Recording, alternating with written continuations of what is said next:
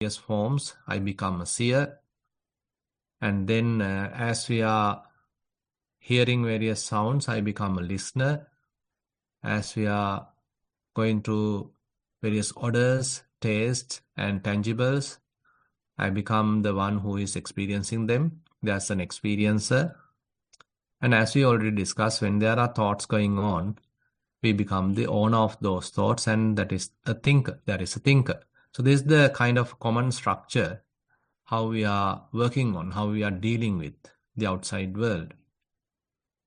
But here Buddha very briefly mentioned, Nacha mamayeta kinchi lokasmin. One should not take anything in the world as mine. That's a strong statement. So basically nothing belongs to me on one sense. So there is no me either. So there is nothing belong to me. So since we discussed to some extent this verse, let's proceed.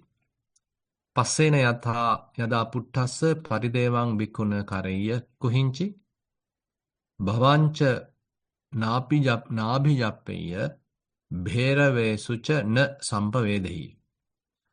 So now here talking about various kinds of contact.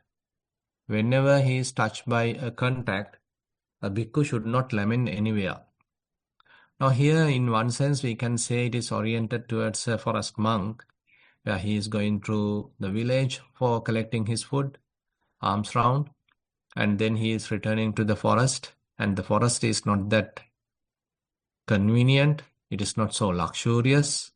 So there may be serpents, there may be snakes, there may be gadflies, mosquitoes, and all sort of such disturbances could happen. And whenever they are happening, so don't lament on it. Don't cry over it. Just be patient. Just endure things.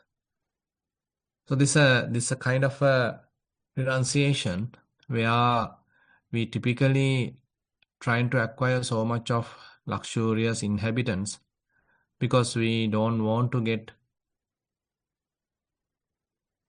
affected by any of these disturbances. But on the other hand, as we are going to the city, various other troubles are there. It can become more noisy. There is a lot of interactions. People are disturbing. So we don't have any seclusion. But on the other hand, when one reaches a forest, it is far away from the city and you won't meet any people and you may have the kaya viveka, the bodily seclusion. And as we are enjoying that bodily seclusion, and again, if we find a quiet place, further, if we are simply able to keep a little bit of space, little clean space, and then the conducive environment is available for us to meditate. As we are meditating, we can get the chitta viveka, some amount of concentration in the mind, calmness of the mind. Now, as we get the chitta viveka, then we can proceed towards the Upadi Viveka, understanding various acquisitions, understanding various mind generations, and then we can relinquish them so that the mind become fairly liberated, fairly freed.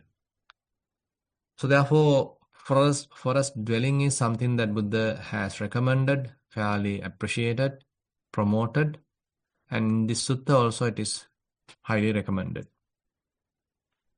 And he should not long for any state of existence. Now that's another important thing.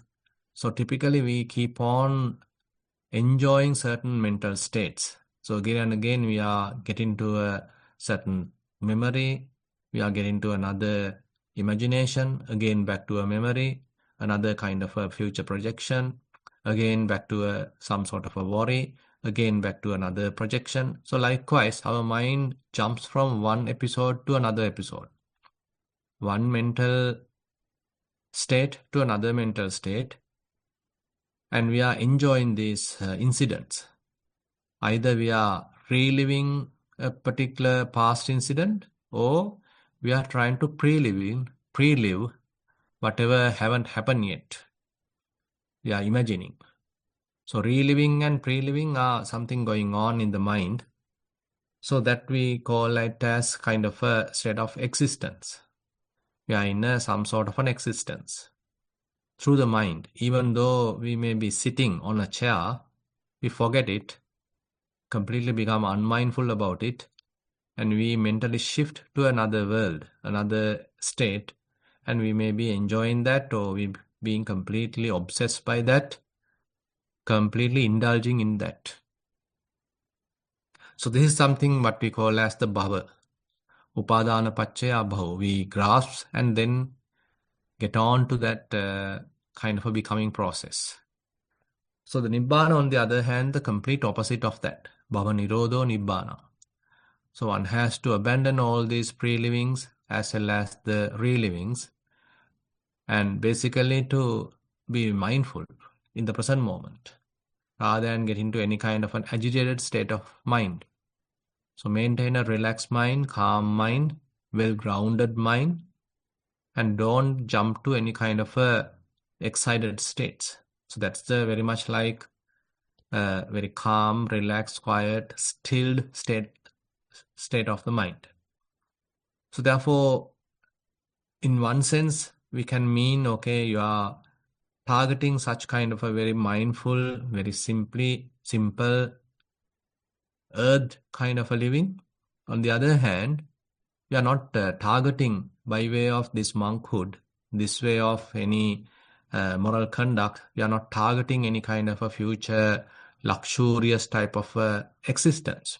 Because sometimes people are using morality expecting a luxurious future life. If you are a human, okay, I want to become a god, I want to become a deity, deva, and I'm using this morality, moral conduct as a vehicle to reach that. So that is how some people are protecting their sila. But here Buddha is not encouraging that. Rather he is saying, okay, don't wish for any kind of future existence. So try to finish the sansaric journey here itself.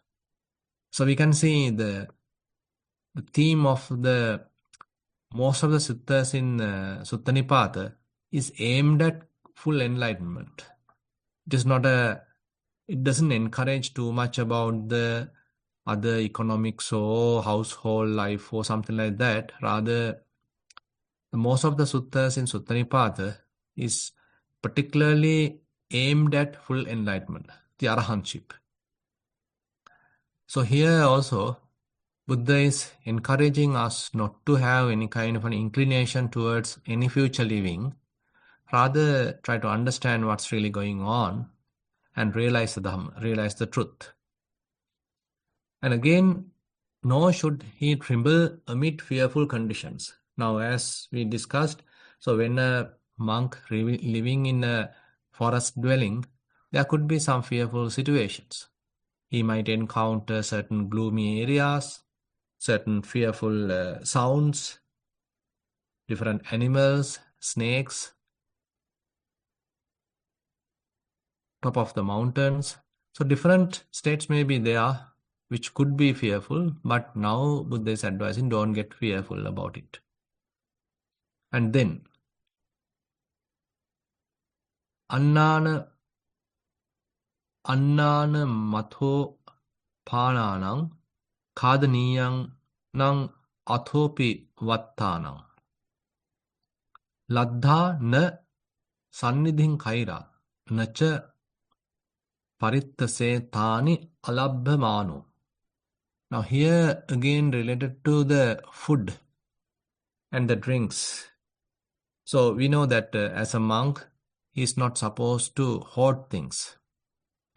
He doesn't have any kind of a store, and he simply go on village Vindapata. He is fully dependent on daily receiving of food from the generous community, and the community is giving various food and the drinks and whatever medicine if he require.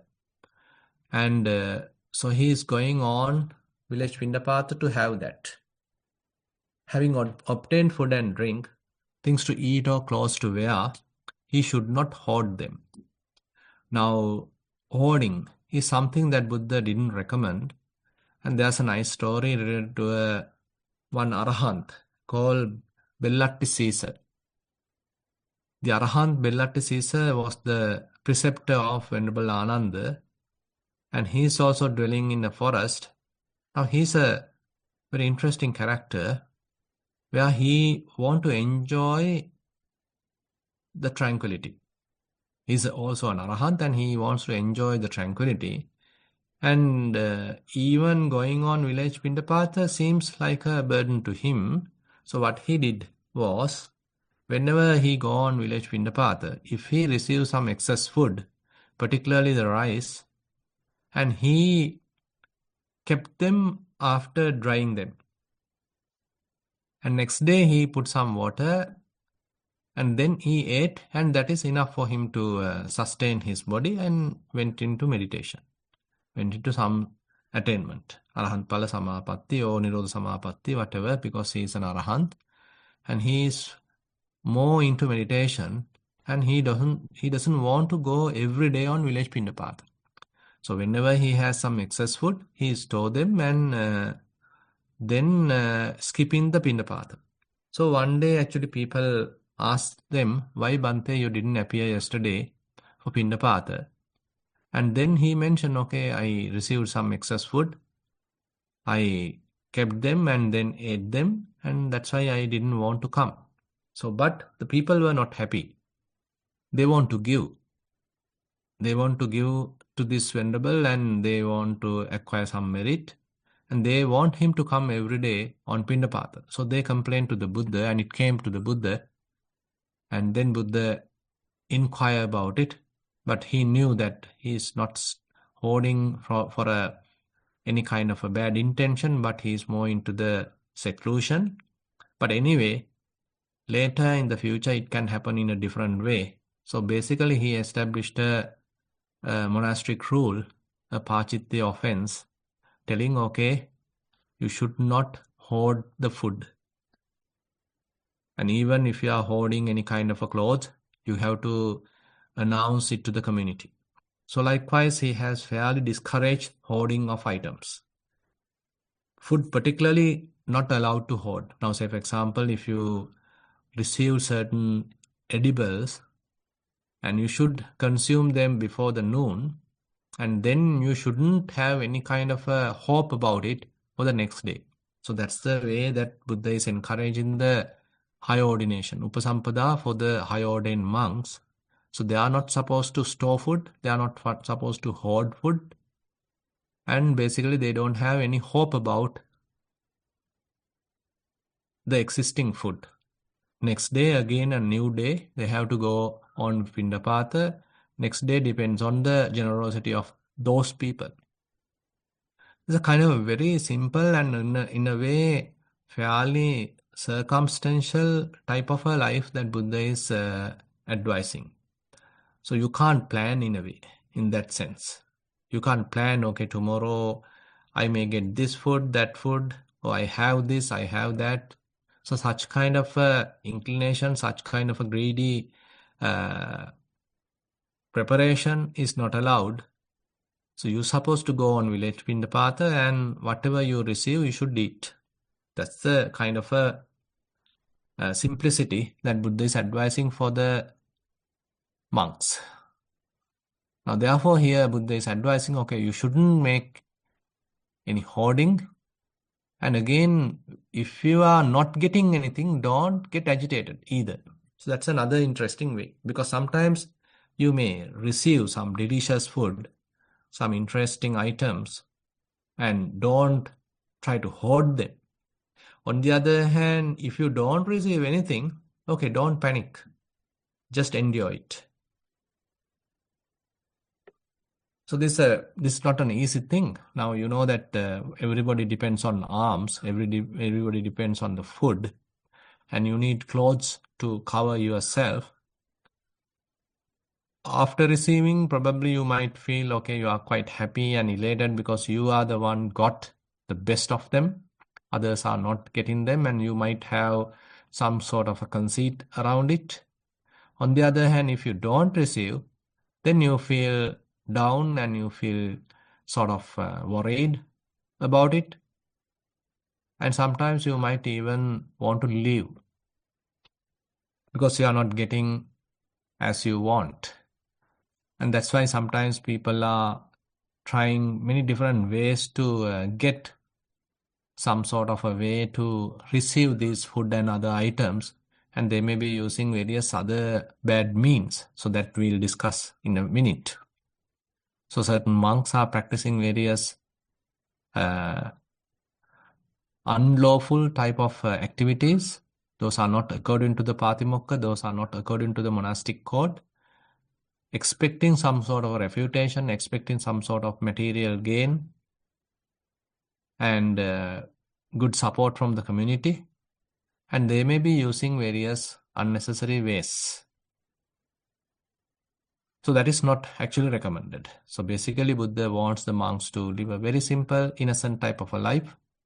Daily they have to go on village Vindapatha and they are fully dependent on that, basically dependent on the generosity of the community. And that is how he is sort of recommending the monk's life. And then Jhai na pada lolassa virame kukkucha napa majjaya. Atha atasanesu sayanesu appa saddesu bhikkhu vihareya. Now, he should be a meditator. He shouldn't be a wanderer. Wanderer in the sense going from this place to another place and not being satisfied in a forest dwelling, and you are simply seeking various other places, not being stick to a particular place.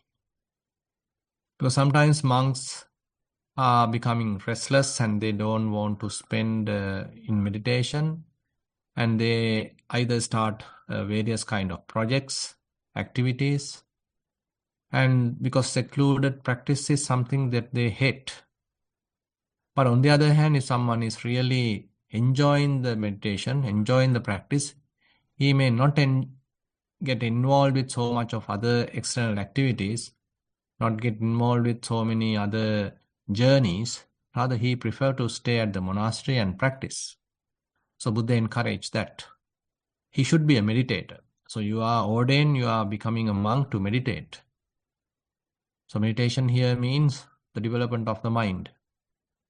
So you may be practicing sitting meditation, you may be practicing walking meditation, and throughout the day you need to look at the mind and understand what's really going on, what are the defilements persisting in the mind, and try to purify the mind. So that should be the goal. And he should refrain from regret. He should not be heedless. So being a monk is a rare opportunity, and so Buddha encouraged to be heedful about it. And one has encountered the Buddha's dispensation, was fortunate to heard the Buddha's teaching. Not only that, now you are a monk, so don't be heedless now. So you got all these very rare opportunities.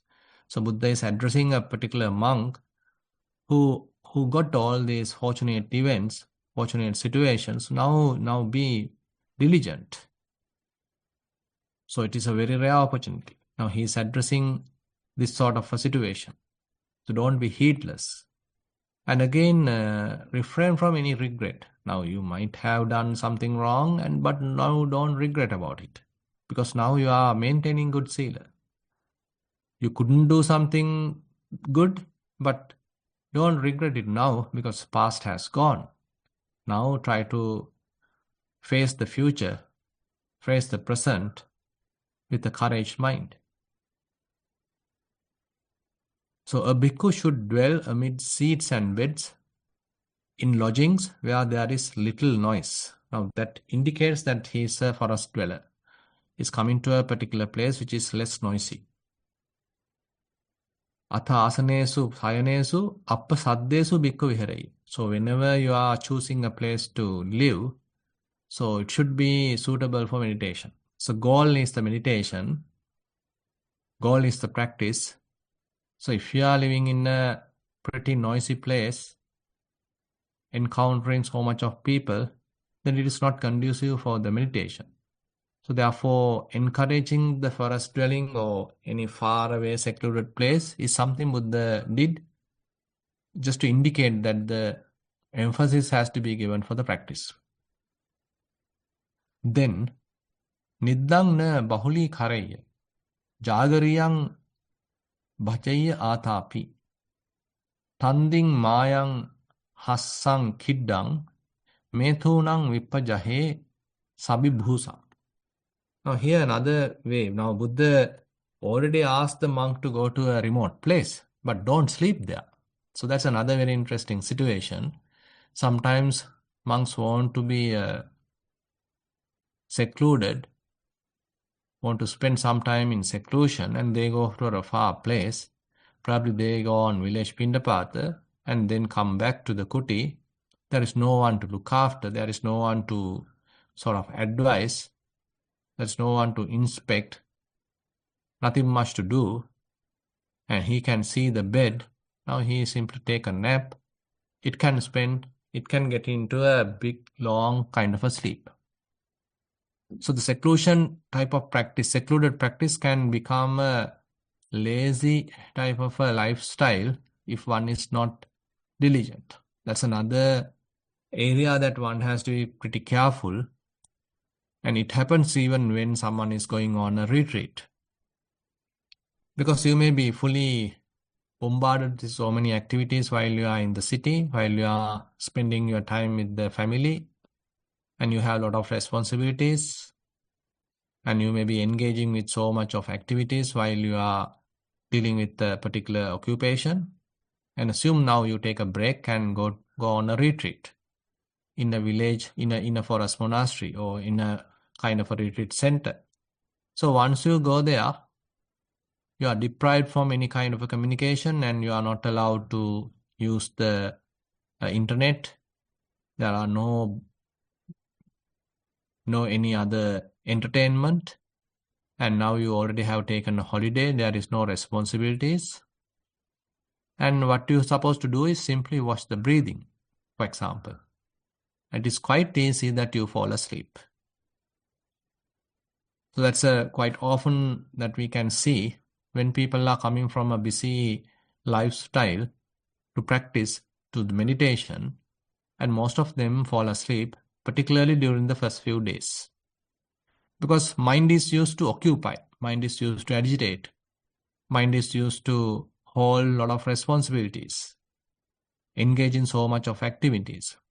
But coming for the seclusion, spending some time in meditation, mean that you are now abandoning all those responsibilities and sort of simplifying your lifestyle and not agitating it and not sort of satisfying the senses. You are maintaining fair amount of sense restraint. Now all such kind of defiled states of mind are somewhat reduced. So mind doesn't know how to handle it. So that's the issue. So we are used to agitate the mind. We are used to sort of excite the mind, trigger the mind. But once you come to a fairly secluded practice, none of them are available. So easily the mind fall asleep. Nothing much to do, just kind of idling, and ultimately mind fall asleep. And you feel sort of bored. There is no enjoyment. There are no Netflix. Nowadays people are using all that sort of scenarios to agitate the mind, to enjoy the mind, to encourage some sort of excitement, to avoid any sort of a boredom. But once you come to a forest, once you are going for a retreat, none of them are available, and you feel bored, ultimately starts sleeping. So that's what's happening. So the very, very important advice here is niddang na bahuli karaya. So you shouldn't overindulge in sleeping. It doesn't mean that you become over enthusiastic and not even sleeping and trying to practice. Rather, you need to balance. The body may require a certain amount of rest that's supposed to be given during the night particularly. And rest of the time, You need to practice. And Jagariyam Bhajaya Atapi. Now, this is also a very interesting scenario. Should be devoted to wakefulness and should be ardent. Now, ardent in what? Ardent in abandoning defilements.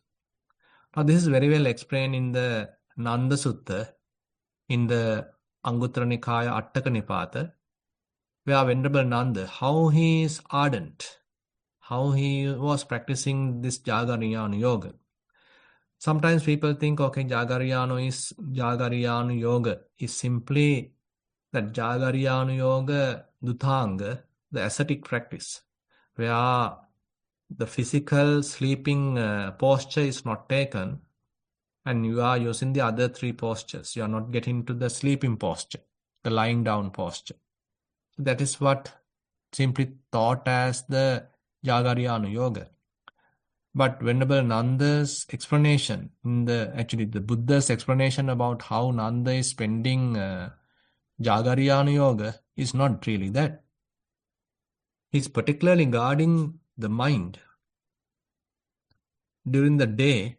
So Buddha is explaining during the day, either using sitting meditation or walking meditation or being mindful,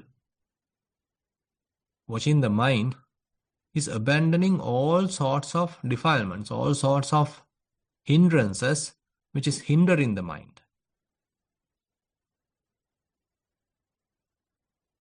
Diva chankamena nisinnena avaraniyehi dhammehi chittam parisodehi. So during the daytime, either you are practicing walking meditation or either you are practicing sitting meditation, either you are maintaining your watchfulness, guarding of the senses, looking at the mind, and avaraniyehi dhammehi chittam parisodehi. So whatever the hindrances covering the mind should be abandoned. So you are keeping the mind as much as possible undefiled, fairly pure, abandoning all sorts of defilements. So that is how you are living during the daytime. And then the first watch of the night, same thing. The first watch of the night, the same thing. Chankamehi nisinnehi avaraniyehi dhammehi chittam parisodehi. So you are either practicing walking, either practicing sitting, or you are being mindful, whatever the other activities you are getting involved with. And then you are supposed to abandon the defilements. Then during the mid of the night, okay, you go to the sleep, that also mindfully, and having an intention to wake up in the early morning, so that determination is there in the mind. And so you are getting to the sleep. And then again, early morning, again you wake up, early morning, the first thing in the morning. So the first watch of first watch of the day. So you wake up early morning and you start the practice again. Chankamehi nisinnehi avaraniyehi dhammehi chittam parisodehi. Engage with the walking meditation, engage with the practice, and particularly abandoning the defilement. So this is how Buddha is explaining Jagariyana yoga. Devoted for wakefulness and ardent. So atapi. Atapi, the term atapi particularly mean that you are maintaining continuous effort to abandon defilements. And then tanding mayang hassang kiddang metunang. There are 5 activities that one has to abandon. Vippajahe savibhusang. So one has to particularly abandon these 5 things. So what are those 5 things? Indolence, then hypocrisy, laughing, and playfulness. Tanding. So tandi means that one doesn't have much of a eagerness for the practice. Instead, one is simply idling and there is no proper direction. There is no any encouragement. So you feel lethargic. So that attitude of the mind is called tandi. So mind doesn't have any active mood towards the practice. That you need to abandon. So you should have some sort of an uprightness for the practice. Then mayang. So that means hypocrisy. So you are trying to hide something bad in you and trying to show something different, so maintain some sort of a hypocritical life. So that has to be abandoned. So Buddha encourage us to be more truthful, more honest. And if there is something wrong, okay, you can expose that to a colleague and get an advice, and you can expose whatever the kind of offense that you have done, and then try not to do it again. So like that, a very honest way of life would they encourage, rather than hiding the offenses, hiding the weaknesses, and then trying to show a different form. So mayang na kareya. So one shouldn't allow to do such kind of a hypocrisy. And then hassang, more into laughing, more into enjoyment, more into sort of partying, such kind of a thing is particularly not allowed for the monks. You can enjoy, you can sort of smile and being with the others, but that doesn't mean that as lay people you are partying. Kiddang, not enjoying any sort of a playfulness. Any kind of a sport or any sort of such playfulness is not allowed. And then methuna, that means the sexual intercourse, is not allowed. Now here a range of activities are mentioned. Now for the Upasampada monks, high ordained monks, there are 4 parajikas which are Buddha particularly not allowed. So if one commit a parajika offense, so he is no more a Upasampada bhikkhu. So at the moment that he commit a parajika offense, so immediately becomes a non-bhikkhu. Among them, the first one is this sexual intercourse. So this sexual intercourse can be with an opposite sex person or the same sex person or even with an animal. So Buddha has taken it to such level, the sexual intercourse is completely abandoned, not allowed. So if someone commits it, he is no more a monk. And then if one is stealing, purposely stealing, then that also a cause of parajika. Then if someone is killing human beings, then that also a cause of parajika. And the fourth one is that with ulterior motive, with an intention to gain and fame and etc., that you are revealing certain attainments which one doesn't really possess. Someone act like an arahant, someone act like a with a jhana or some sort of a special attainment. Really he doesn't have, but he want to show off, he want to exaggerate, expecting some kind of a reputation, expecting some kind of a material gain. So if some particular monk is doing that, then that too is a parajika. So these are the 4 sort of heinous activities that Buddha want to avoid from the monks. And so by telling sexual intercourse, we can say, okay, those other 3 are also included. And we can see vipajahe savibhusam. Now, personal ornamentation. Now, the monk is not supposed to beautify oneself.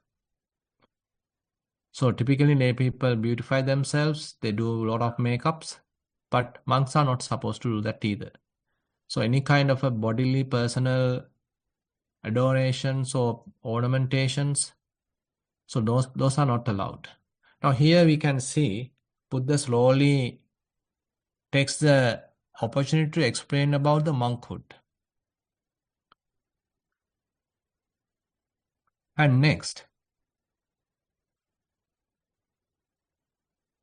Athabbanang Tupinang Lakhanang no vidahe athopi nakhattang Virutancha Gabbakaranang Tikichang Mamako na Seveya. He should not employ atharva spells or interpret dreams, signs, or constellations. My follower would not decipher animal cries or practice healing or making women fertile. Now you can see these are the different unlawful, or we can say unethical kind of activities that Buddha do not recommend for monks. Monk can't become a kind of a physician. Now, Tikichan means he's doing some sort of healing practices. Now, sometimes monks are doing it and they earn some money from that, and people are also going for that. But that is not something that Buddha is supposed to do. Buddha wants us to do. Atabbanang. Now, different kinds of spells. Sometimes the people are expecting some kind of magics and sort of occult practices. And so monks are not supposed to do those kind of occult practices. And then supinang, and interpret dreams. Now, sometimes the lay people come to monks asking, okay, I saw this sort of a dream and it was so frightening or so kind of a nightmare, what it really means. But monks are not supposed to give a sort of an explanation and then get some sort of a pay for that, any kind of a gifts for that. So then one is trying to interpret dreams. And then lakhanam, so various kinds of signs. Now people are facing different signs and they see certain birds or different sounds, certain situations, and then they want to interpret why it has happened. So any kind of a bad luck going to happen or any kind of a disaster going to happen, and they want to predict, and they are asking from a monk. So monks are not supposed to do such kind of predictions or constellations. No vidhaye athopi nakkattang. Now nakkatta means the what's that?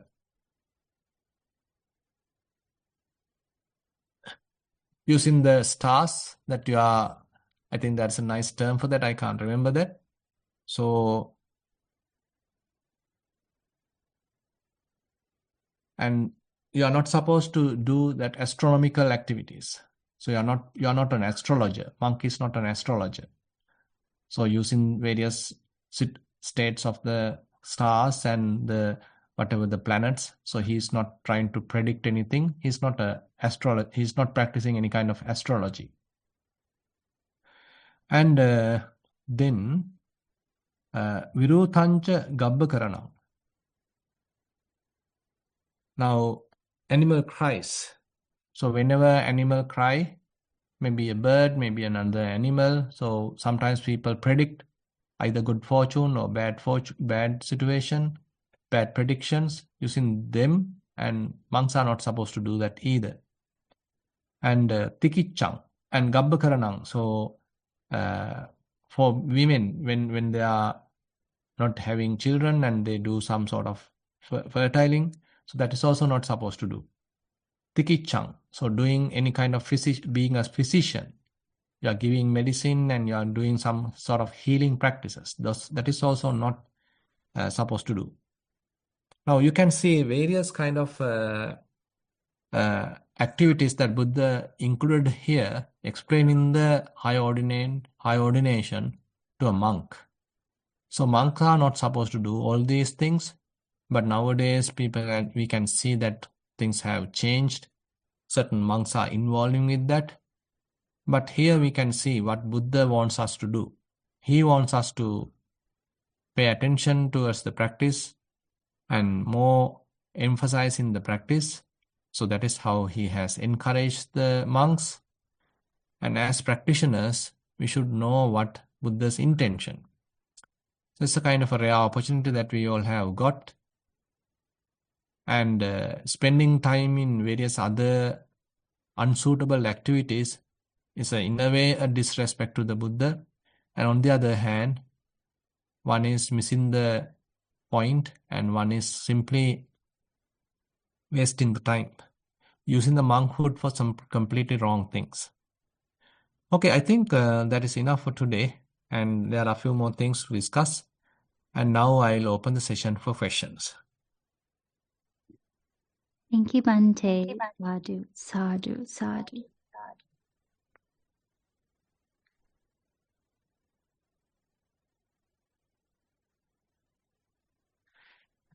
Bante, are you hearing an echo on your side? No, I haven't. Okay. I can hear it once in a while, but maybe it's just on my side. Okay. Mm-hmm.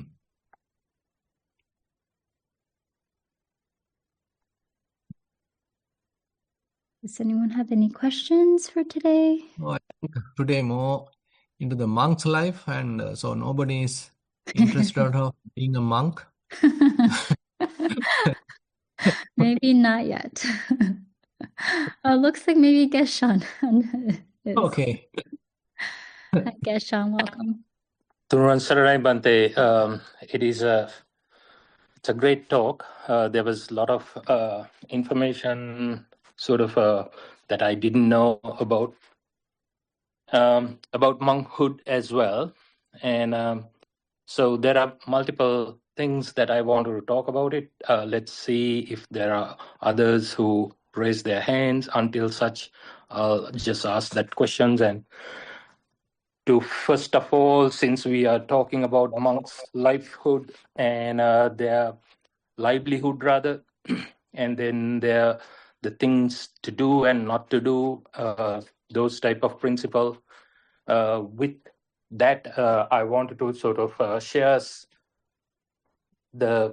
what's happening in US. I don't know if you have been following. There are several monks walking for a peace walk, and I think according to what you stated today, they are trying to sort of promote peace. I really admire that. I think there is nothing wrong according to the framework that you talked about. Would you be able to sort of speak to somewhat in that context?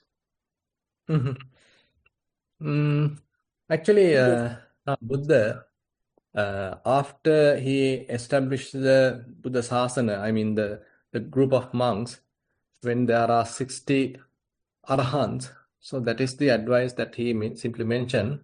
Charata bhikkhave charakang bahujana hitaya bahujana sukhaya lokanu kampaya. Now, basically, he is advising those arahants to travel and spreading the message of the Buddha, and which is causing the peace. Bahujana hitaya, bahujana sukhaya, and for the betterment, for the well-being of the whole community. So if the intention is spreading metta, spreading loving kindness, spreading peace, promoting peace, so I think that is a good thing. And so this is how even in early India, that Buddha, once he started this Sangha community, so people are not aware of them, and people are sort of even doubtful about them, and they slowly approach them, and they want to ask what they are doing, what is their practice, and who is their follower, who is their teacher. So this is how very slowly Buddhism become well established in India and even in Sri Lanka. In most of the countries, that is the situation. Now, whenever they are going to a particular new country or new community, so it is entirely new. They had their own sort of religion, so they have their own different beliefs. Slowly, anyway, Buddha didn't want to really convert as per se, but he simply explained what his explanation, so what his teaching, and then slowly people understand it, and they start appreciating it. They themselves start practicing it. Then that the community also become more peaceful and encouraging the peace, not only the external peace but also the internal peace. So the internal well-being, inner peace, is something that Buddha highly recommended. I mean, in terms of the world peace, yes, we can give a good message. We can show a kind of a model living in a harmonious way. Now, I heard that this group of monks are from 5 countries. They are not from a single country, but from 5 countries. So different monks are coming, different people are coming from different communities. Now, even during the Buddha's time, you know that there are 4 sects were there. The Sakyans were there, then the Brahmins were there, then the traders are there, and then the low caste people were there. But once they become a monk, so all are named as a Sangha member, a member of the Sangha. There is no any kind of a discrepancy. There is no any sort of any sort of discretion or any distinction or any kind of racism. None of them are sort of encouraged. Rather, all are given the same sort of a monastic code. All are supposed to practice according to the teaching, and all are well respected. So, in that sense, it's a very good model. Abandoning all sorts of, say, old lay status, any say national status or racial status or community status, their professional status, none of them are regarded, because now you are a monk. So now there is a very common goal is laid down in front of the monk, and he is supposed to follow that, and he is part of the Sangha. So same thing. So whenever you are coming from different countries, different nationalities, it doesn't matter. Now you are a member of the Sangha, all are working together, all are helping each other. It's a very nice environment. Now there are many monasteries who are with many different such foreign monks, even in Sri Lanka, and all are living harmoniously and giving a very good model. But outside world, there are certain countries, they are opposing each other and fighting each other. But when the members are coming from those countries and become a monk, they are helping each other. That's a very interesting thing. So basically, human beings can live harmoniously, and it is an opportunity. Being a monk, they can show that. Okay, irrespective of these various issues prevailing in the world, still people can live really harmoniously without hurting each other, without doubtful about each other, and helping each other. So therefore, in a way, so this group of monks are showing that model to the world, because world is going after so much of thirst. So they are craving so much of resources, so much of luxurious things, and there is no end to that. They are invading the countries, and there are a lot of conflicts are going on in the present world, and it's never ending. So giving a message of peace is something really worth in such situation, and showing that people can live harmoniously, and the community also start appreciating that, and the community also show the interest on that, and they are showing their honest appreciation, and even the whoever say leaders of the world may see that people's interest on this peaceful living as human beings, and we are supposed to live peacefully, helping each other, and people really have that interest. It is being shown. So whoever leaders may get, at least, I don't know, I mean, whether they are seeing that, at least they get some sort of a message through that. So therefore, I feel that they're doing something good, and it is not an easy task either, but showing their commitment for the peace. Yes, that is something that I have observed. Apparently, they are traveling by foot from Texas, Dallas, Texas, towards, I think, Washington, D.C. It's about 2,000 odd miles, 2,800 or somewhere close to that miles. So they're promoting of their peace. That's as what you said. And the beauty about, as what you said again, it's about, bringing the community towards, and even the Christians, the Muslims, and all sorts of different beliefs, forgetting about their religious activity, they are coming for that thirst, as what you said, and some parents who they lost their children talking and in front of the monks as well, and weeping because of this violence, and so how timely the walk is. So I thought of bringing that simply because you brought up fantastic points about monks and their work to be done.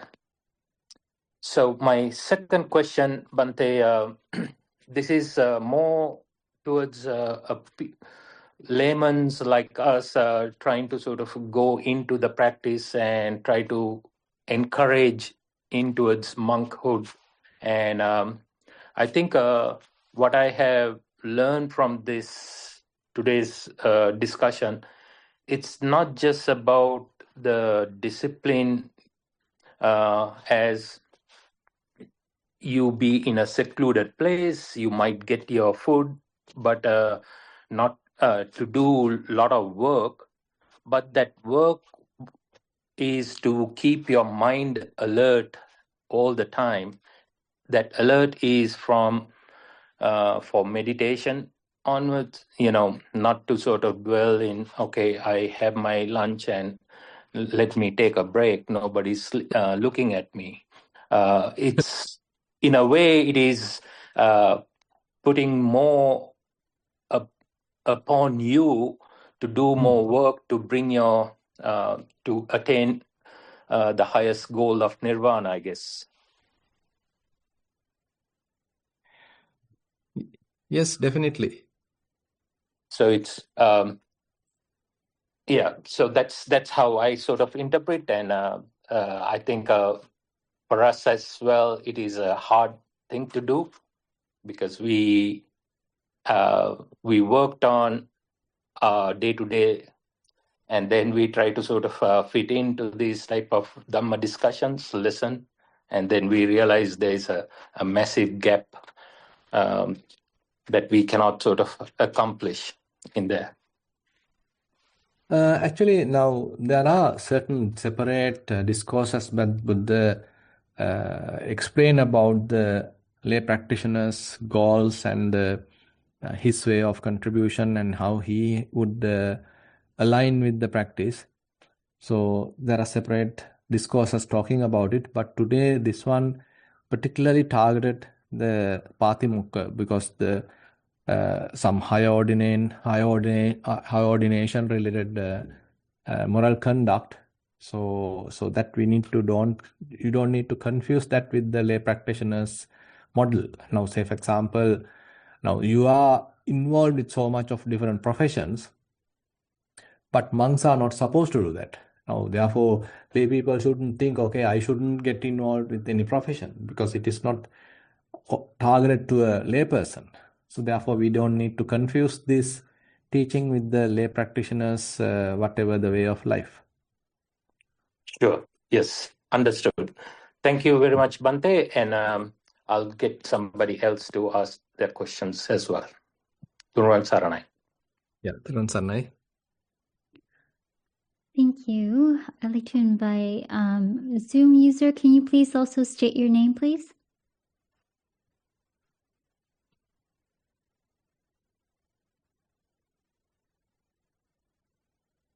Zoom user, you can go ahead and unmute. Oh, yes. Sorry about that. My name is Drake, and thank you for this opportunity to ask a question.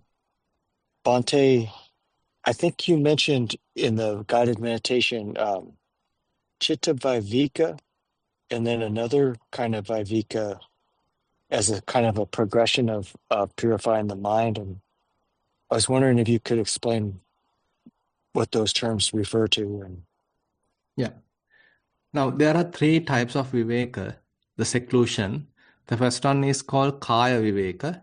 that you take a break from your work and you take break from your community, and then you go for seclusion. You are going for holiday and you are completely away from the community and you take that bodily seclusion. So that is what called the kaya viveka.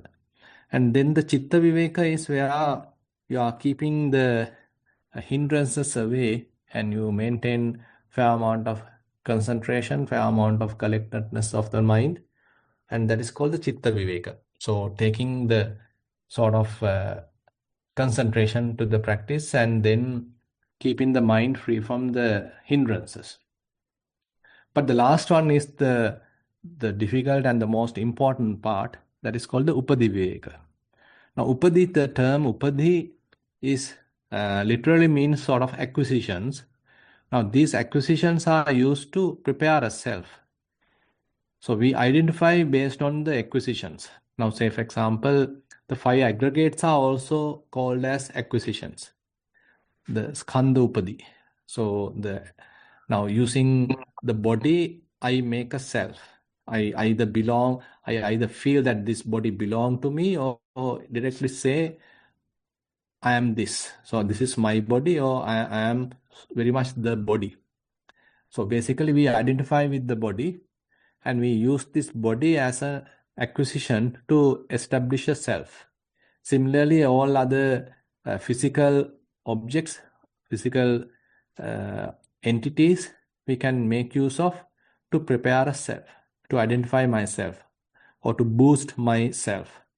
So likewise, whatever physical or mental things that we are using to identify a self, prepare a self, construct a self, is called upadhi.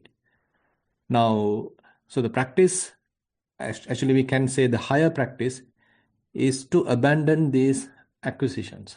Sabbopadi patinissaggo, abandoning all the acquisitions, is called nibbana. So one is not making a self, one is not identifying with these sort of acquisitions. Rather, one understand, okay, there is nothing belong to me, and there is no self, and nothing belongs to a self.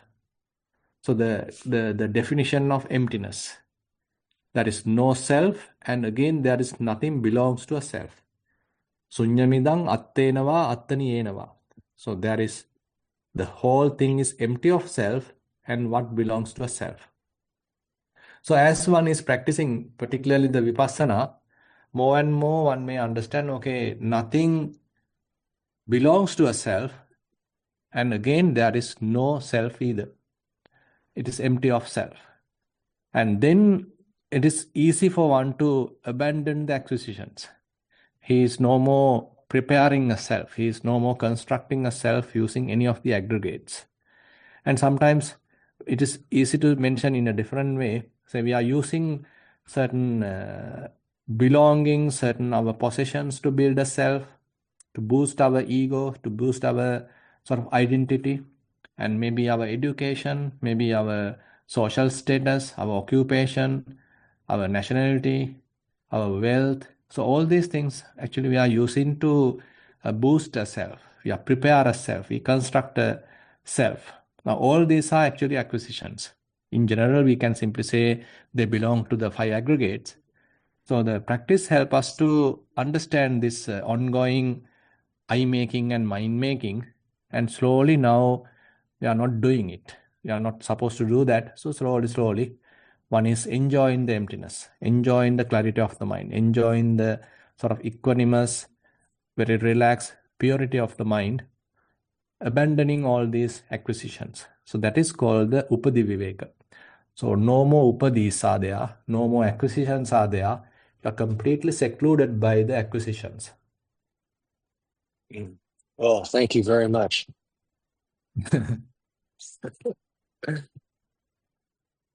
So it's anyway, I mean, it has to happen naturally. I mean, in a gradual way.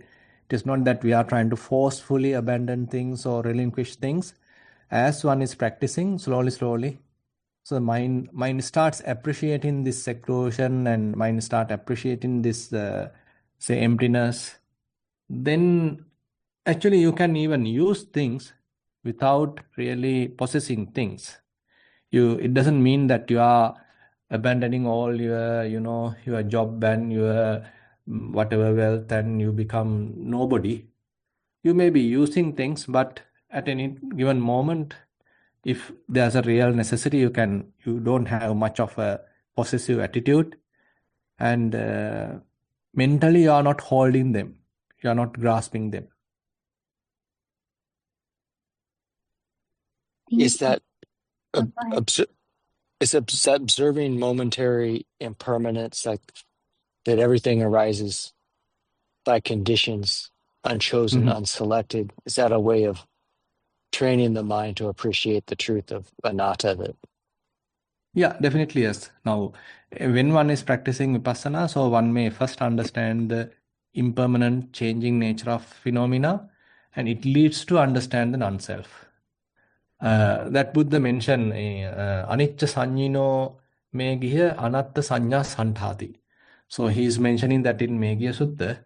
So when one is establishing the perception of impermanence, it leads to establishing the understanding of non-self.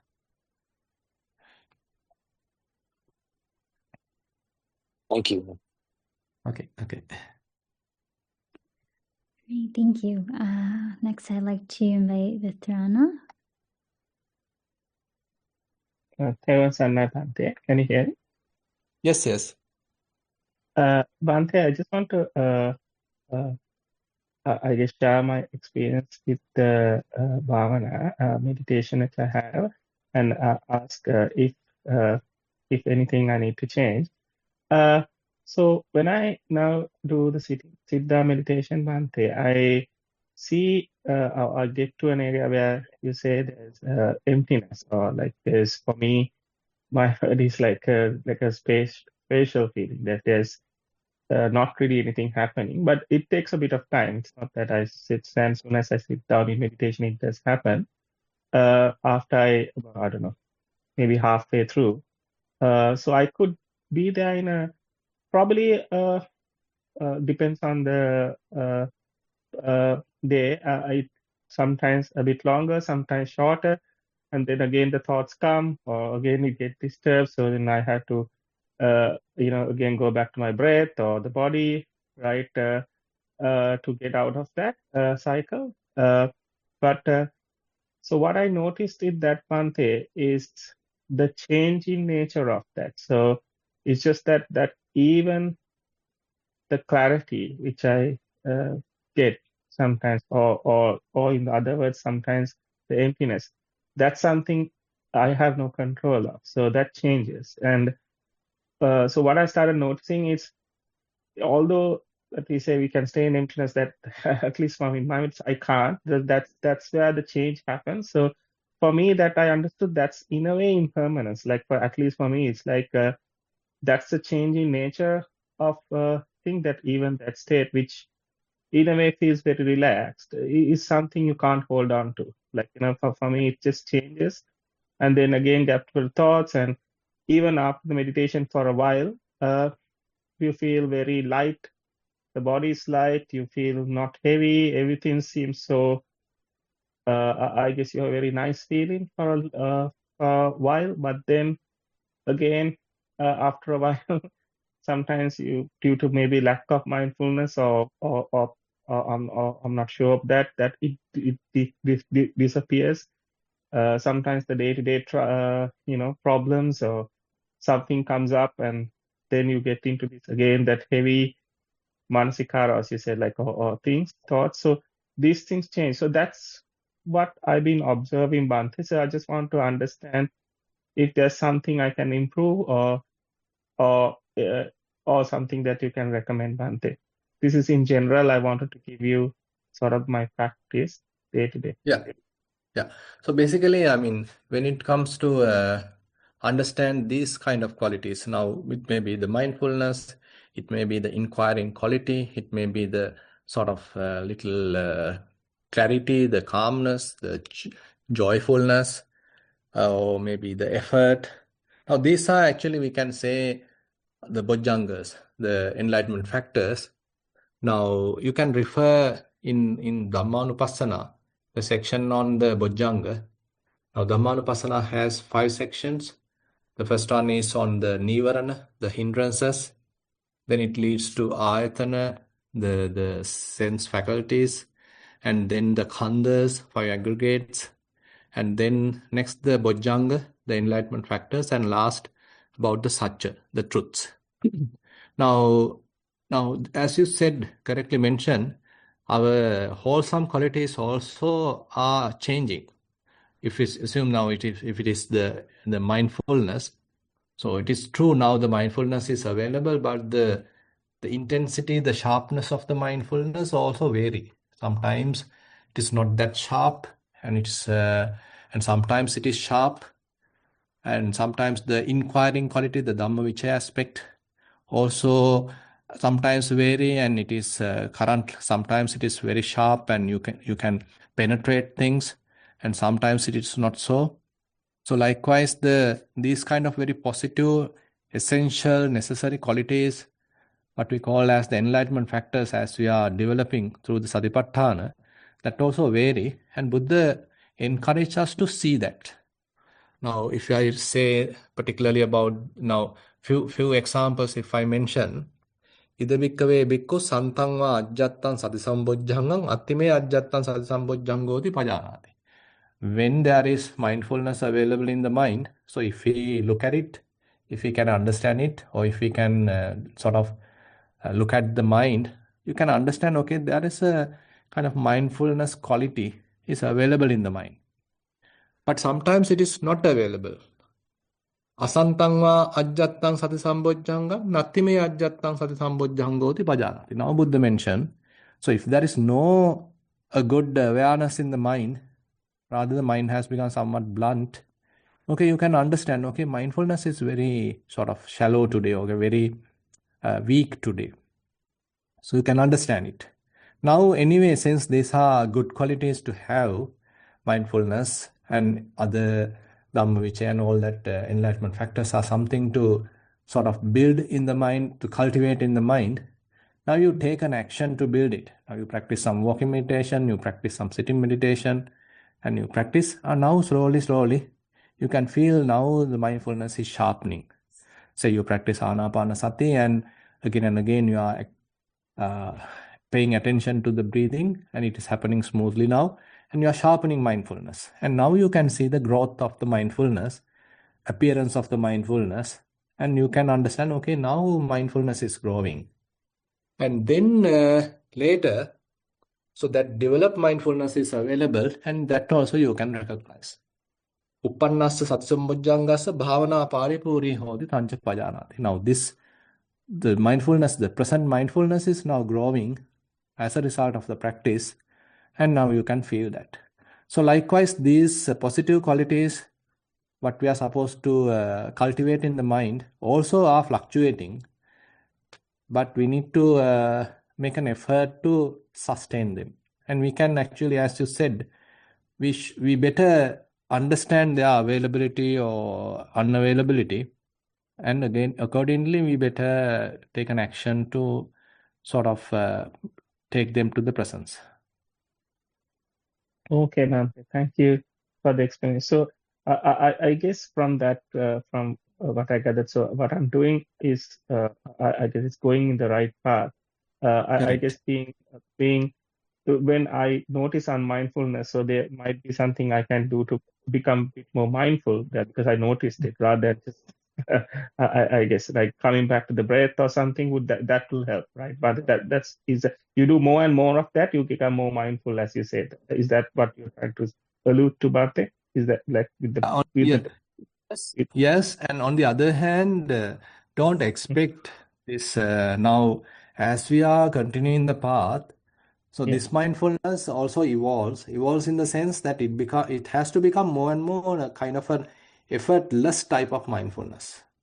Now, previously assume that our mind is so much with a lot of distractions, and so we are deliberately finding an object and purposely paying our attention to that object, trying to establish mindfulness. It is a very, say, intentional kind of an activity to establish mindfulness, making use of a primary object to do that. So that is very essential at the beginning because otherwise mind get distracted. But later mindfulness become available to oneself. Okay, now mindfulness is available, and you don't need to make a very strong, deliberate effort to make it. It is available. And later again, you may find, okay, now even there is no much object as such for the mind, but still mind is present. The awareness is there, kind of awakefulness is there, presence of the mind is there. So that is, in a way, the good form of mindfulness. So don't think that the deliberate, very intentional paying attention to the object is the mindfulness, the best type of mindfulness, rather the opposite. That's a very soft, very quiet kind of a presence of the mind is there, and there are no distractions. Mind is fairly empty. Then you have the very delicate kind of mindfulness. Okay, Bhante, that's very clear. So, Bhante, in that regard, so what I notice is like, so I guess when it's mindfulness, it's, I guess, let's say it's positive. So when I say is when, let's say some problems, day-to-day life has, there's obviously lots of problems people face during day-to-day challenges. What happens in some problems, Bhante, with me is like, it's much better compared to like so I don't think too much about these things now, but some of these things that really have to make actions just replaying the mind, and then I that's what I said, like it feels the mindfulness sort of kicks in and says, yes, there is this, I shouldn't be playing too much now, it's becoming very heavy. But I think at that time, sometimes, as you said, it happens is it's a bit too late because your mind's already very engrossed in that. So there was a sutra teaching, you said that when the machine starts, it's very hard to stop it. So that's where I was. Yeah. So it says in that sort of a situation, when if it's a bit late, you could probably do a bit of a sit down meditation or something to get out of it, because it feels a bit heavy sometimes, Bhante. I'm not, yeah, but I do notice that as well. Like, the mind becomes quite heavy. So yeah. Anyway, thank you, Bhante. The next question, Bhante, is more of a curiosity question that the Sutta teaching you told today, and I find and it's very good to learn about the monk, what monk principles and strict nature of what Buddha has taught us. So I find it very, I guess, very noble that that the food that you can only eat for the day and not the other day. I think it'll be very challenging. I thought for monks who are probably, if they get alms every day, that's all right. But if not, it'll be very challenging. Like if you are living in a bit of a remote area and there's not much people giving alms, and they can't store food, because I know how hunger is, if you're not obviously arahat or something, is felt by everybody, and would be difficult to do meditation as well, I guess. So there is no, I guess Buddha said even that you have to endure. That's what, there's nothing that a monk who's not getting alms, like who's living in a very remote area, would find it difficult or challenging, I thought. Yeah, actually, sometimes Buddha went into a kind of human level now. Whenever a group of monks come to see the Buddha, visit the Buddha, so he basically asks, I mean, are you doing well? And are you getting enough food?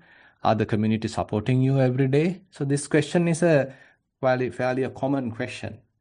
So if a particular monk find, okay, this particular place, this remote area, the people are not supporting me enough, and then he's free to go to another place.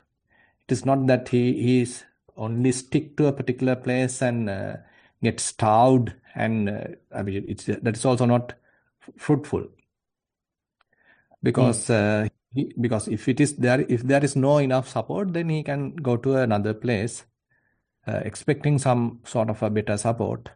So likewise, that is why Buddha encouraged monks sometimes, okay, if you are getting all these, whatever the support, and also this fair amount of seclusion, and again, fairly silent environment, then that is a good place for your practice. Because material support is also there, the conducive environment for meditation is also there, then you can make use of that place as a very good place. Otherwise, you are free to change the place. Okay. So that makes sense, Bhante. That's it. Because I always find Buddha's advice to be very practical. That's it. That's it. So, It's not that uh, you are allowing, rather than Buddha is asking to hoard the food or store the food, you can yeah, shift the place and see whether there are other communities, other place that people are more faithful and they are ready to support. Then go for that. yeah. Thank you, Bhante. Thank you for the very clear explanations. Many merits, Bhante. Thero Sarana. Yeah, Thero Sarana. Thank you. Next, I'd like to invite Venerable Dhamma Akila. Avasaraya Swami Bansa. Yeah, Thero Sarana. Thero Sarana. So I thought today's section on the sutta is a very I actually didn't want to raise my hand, but because it's very, very, as a newly ordained monk, it hits straight into the heart. And then so I wanted to just share my experience being a new monk. Okay. So yeah, like I guess there's I experience a few places now. I experienced Nissarana, I experienced Katukeriawa, and I also recently went to Huruduwewa. And yeah, I experienced the different levels of isolations and all that. And it was really good experience. But Okay, you can what I wanted to yes, sorry, Professor? You can visit Assatta also. Yeah, Just to get another. Yeah, I'll definitely take your offer actually one time. But yeah, I went to Huruduwewa recently, and that place is really isolated. It's really quiet. It's back out in the rural areas where people grow grains and they grow the corn and the rice there, and you have to walk quite far for like from house to house for Pinapada, and it's really good experience, and it's really quiet. You can't do anything at all because there's elephants roaming around. And you can't do anything at night, so there's no going out and there's no doing any activity at night. If you just stay in your kuti, and I spent so long meditating, I don't know what to do, nothing to do, so I just meditate the whole day. So that was a very good experience. And yeah, I can tell you, because here in Katukeriawa you have some activities, you have to go to Vandana, you have to go to this and that, and it takes up your time. But there, nothing at all. So you just meditate. You don't know what to do. There's no entertainment, no nothing. In a sense, entertainment in a sense, like things to do, more like things to do. Yeah. So I guess that was a really good experience, and I think it really hits the heart. It's very accurate what is said there in the sutta. It's exactly what is experienced as well. And yeah, I just want to say that one thing is, it also this section of the sutta also, I think when I went into monkhood, I thought I have to be the perfect monk, I have to be the good monk, I have to be 100% perfect, according to the sutta, no deviations. But actually I realized we have a lot of human foibles, we have a lot of weaknesses. and sometimes, like the sleep one, I actually, like for a short period of time, I experimented with the sleep. I took a nap in the afternoon, and I thought maybe I can try taking a nap and see how it feels like. I don't know, I think maybe okay. So I tried it, and I thought, no, it's not working anymore.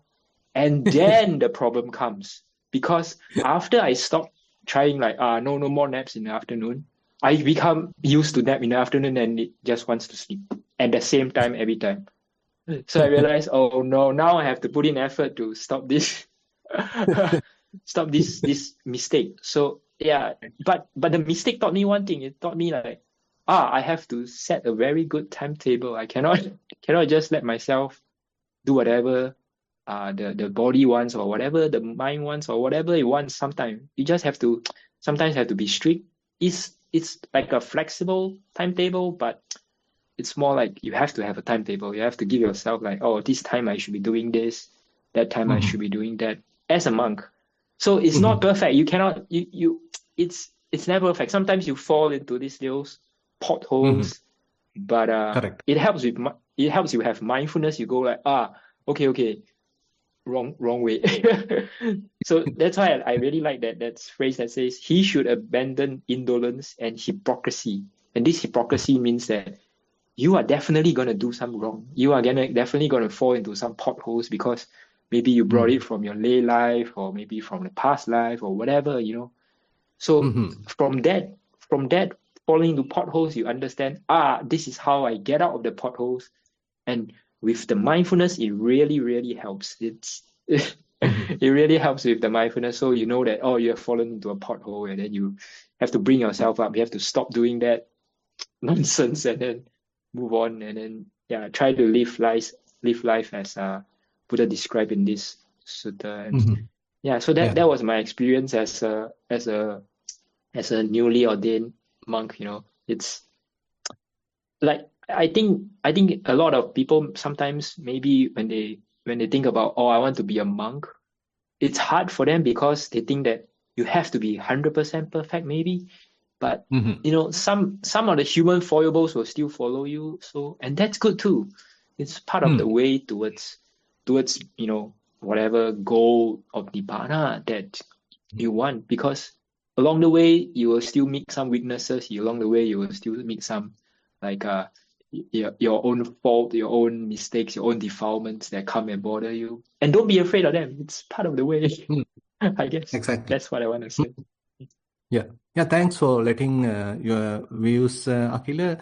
So this basically really helps because we all are humans. I mean, when one becomes when one becomes a monk, doesn't mean that he immediately become an arahant and become a perfect one. So only the Buddha is the perfect one. So we all as humans, we becoming a monk still are open to various weaknesses, as you quite correctly mentioned. So one has to have a fair amount of a self-compassion to again to uplift oneself and continue the path. And it's a kind of the first 5 years are very much kind of an experimental period where you are learning about the monastic code, you are understanding the various customs, the Buddhist customs available particularly in certain Buddhist countries, and how to live in a community, because sometimes at home we have only few members to deal with, and again our friends are very much our like-minded people. But on the other hand, when we are living in a community, so different kinds of people are there. So some may be aligned with our interest and some may not, and some we may appreciate and some we don't. But still we have to live harmoniously. So that's a very challenging situation.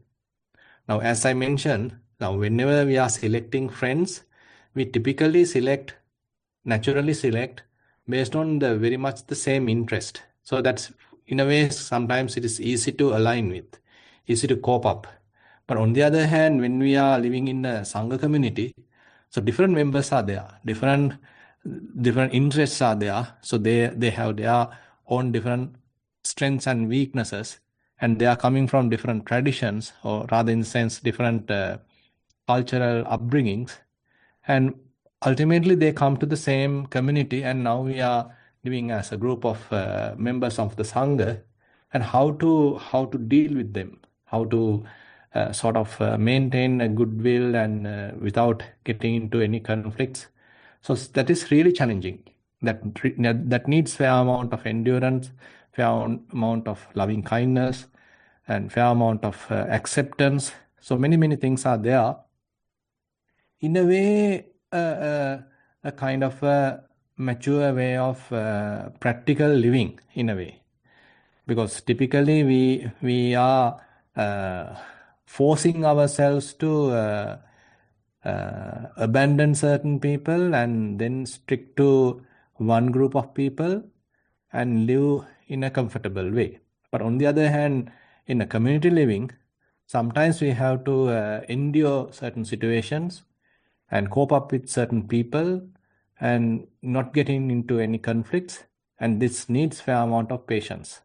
So likewise, particularly the first 5 years of monkhood is a lot of experimenting and understanding our own weaknesses and adjusting ourselves and learning about the Dhamma, and as you said, further coming back to the sort of the best way of doing it, etc. So therefore, it's nothing wrong. I mean, everybody are doing the same thing very much. I mean, I myself started like that. I also, I mean, going through all these kind of things. So what you said is quite correct, and it's a learning curve for everyone. Yes, thank you for your answer. I really agree with you on that front. It's and also on that issue of sometimes you do meet different kinds of people, different kinds of monks actually, not just different kinds of people. Different kinds of people. It's like we are in a very shielded community because it's very towards one goal, which is Buddhism, and you even when you go out you meet other people, it's the interaction with people who are not aligned with Buddhism is very small. You don't get a lot of interaction with that because you're mostly dedicated to whatever the Buddhist community is doing at large. So even within this Buddhist community, you do see even monks, like people who have ordained, that they have different behavior, and you really sometimes I have to say sometimes I have to be honest, sometimes it gets on my nerves, but I know it is just my nerves, and then it's a mind making right there with my nerves. So yeah, Exactly. I actually learned that I actually experienced that during the VAS, and I actually learned how to adjust it. And I think really just the fundamental thing is really just to rely on your mindfulness. So try to just develop this mindfulness to a certain level where it's comfortable, where you can rely on it, and you tell yourself, oh yeah, that's what is being experienced, just what is being experienced, not what Correct. you are experiencing. That's my experience so far. Yeah. That's what Thank I you mean, so much. because sometimes monks quickly jump to the seclusion. That is also not going to really work, because then they don't understand this sort of adjustments, how to cope up with a group of people and who are with different mentalities, different interests. And in order to do that, sometimes we have to give up our own interest. And in order to do that, you need to give up the mind making, that sort of things. So therefore, this community living is something that particularly now you can see in the Achancha tradition. So Venerable Achancha heavily encouraged this community living, and it has a very good sort of meaning.